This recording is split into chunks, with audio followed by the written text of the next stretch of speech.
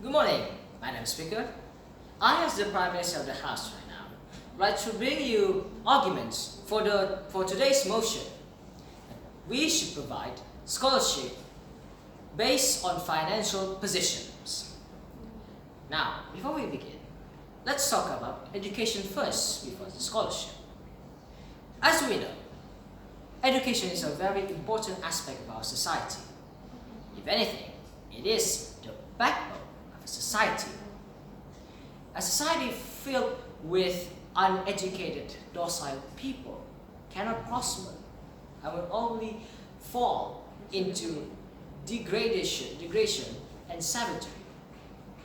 However, on the other hand, educated people can contribute much to society in production and prosperity and ensure the nation's position in the world. We can clearly see this in countries like Canada and Japan, which coincidentally, according to World Education Index, are the most educated people in the world, first and second place. However, if we return back to our nation, looking back at our nation from other places, the reality is very different. We could find many young generations from low-income backgrounds that don't have access to education because of financial problems. Did you know that there are more than 100,000 students last year who dropped out from their schools because they cannot afford it anymore?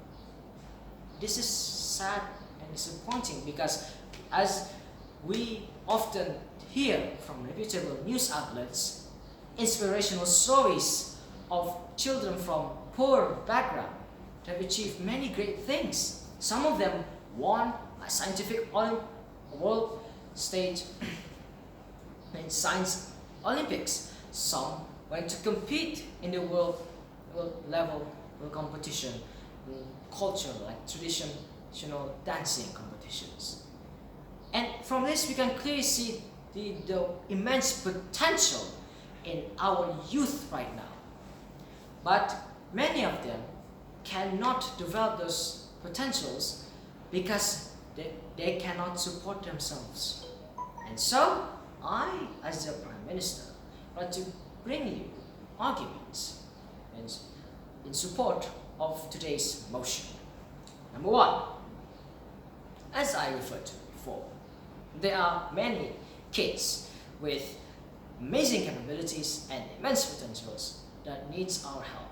To elaborate further, if we neglect these potentials, what would it be for them? And what would it be for the second argument, my second argument, our country's future?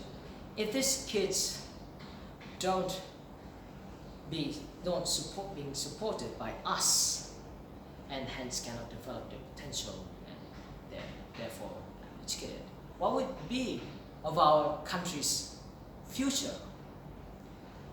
What would be of it if our generation that succeeded us don't have any abilities to shape it? And if you're skeptical that even with educated generations our future won't be as bright as, say, other countries, then the third argument that I have is a practical one.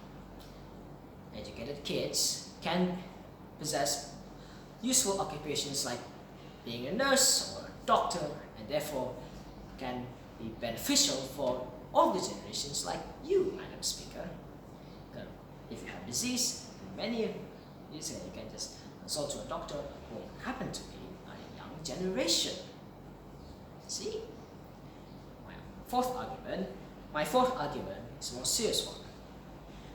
There are many foreign cultures that currently enters our nation right now.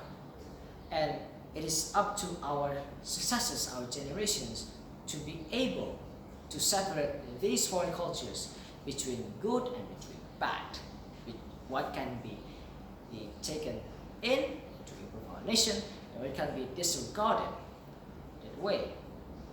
But if they don't have the capabilities is to do that, because once again, when they cannot afford to, then they may not have the capabilities to do that. And finally, my argument is that educated generation could bring prestige to our nation.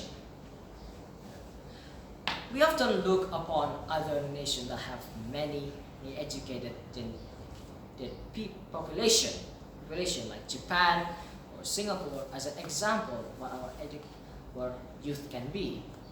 Therefore, we should do that. We should help our youth that are impoverished to achieve those goals. And that is my argument for this motion. Thank you for your attention.